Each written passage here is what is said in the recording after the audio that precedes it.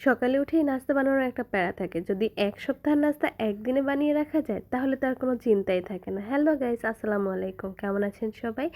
আজকে দেখাবো একদিন বানিয়ে কিভাবে ১ সপ্তাহ আপনি সংরক্ষণ করে খেতে পারবেন। এর জন্য একটা বলে আমি ১ কেজি ময়দা নিয়ে নিচ্ছি। এগুলো দিয়ে আজকে আমি অনেকগুলো পরোটা তৈরি করে রাখবো। পরিমাণ মতো লবণ দিয়ে দিয়েছি আর সাথে দিয়ে দিয়েছি একটু চিনি। ১ কেজি ময়দায় আমি প্রায় ৪ টিস্পুনের মতো চিনি দিয়ে দিয়েছি। আসলে চিনিটা আপনারা যে যেভাবে স্বাদ খেতে পছন্দ করেন তেমনটা দিলেই হবে। আমার কাছে মনে হয় পরোটার মধ্যে একটু হালকা মিষ্টি থাকলে ভালো লাগে। এরপর এই যে গরম পানি দিয়ে একটা ডো তৈরি করে নিচ্ছি। আমি অল্প অল্প করে পানিটা দিচ্ছি, পানিটা কিন্তু একবারে দিচ্ছি না।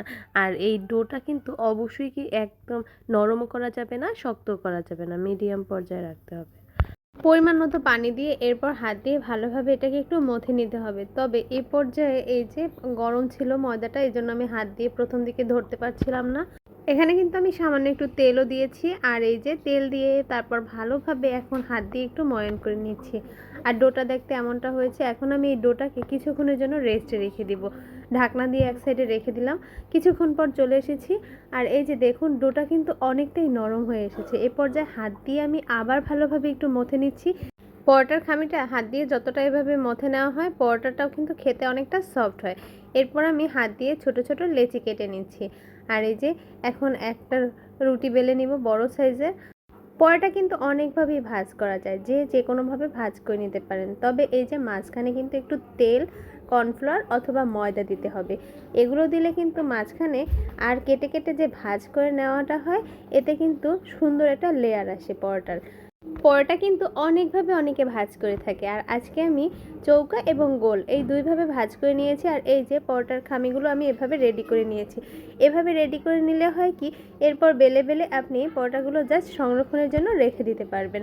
এছাড়াও চাইলে ভেজেও নিতে পারবেন। এই যে পরোটা বেলে এরপর আমি ডিপে রেখে ফ্রোজেন করার জন্য এভাবে একটু পলি দিয়ে আটকিয়ে নিচ্ছি। বাসায় আজকে আমার ফ্রোজেন পেপারটা ছিল না, তো সেক্ষেত্রে আমি কিছু আটার প্যাকেট ভালোভাবে আসলে রেখে দিয়েছিলাম যত্ন করে। আর এই প্যাকেটগুলোর মধ্যে এভাবে মাঝে মাঝে আমি পরোটা সংরক্ষণ করে রাখি। আর এই যে দেখুন ডিপ ফ্রিজ থেকে নামিয়ে নেওয়ার পর পরোটাগুলো দেখতে কতটা সুন্দর হয়েছে, আর একদমই কিন্তু টাইট। এইভাবে পরোটাগুলো আপনি একটা কন্টেনার বক্সে করে প্রায় ১ সপ্তাহ কেন ১৫ দিনের জন্য সংরক্ষণ করে রেখে দিতে পারবেন। আর যখন ইচ্ছে নামিয়ে এভাবে ভেজে নিতে পারবেন। এই যে কাজ দেখুন, একটু টেকনিক খাটিয়ে করলে কিন্তু অনেকটা সহজ হয়। আর এই পরোটাগুলো খেতেও কিন্তু আপনার স্বাদের কোনো হেরফের হবে না।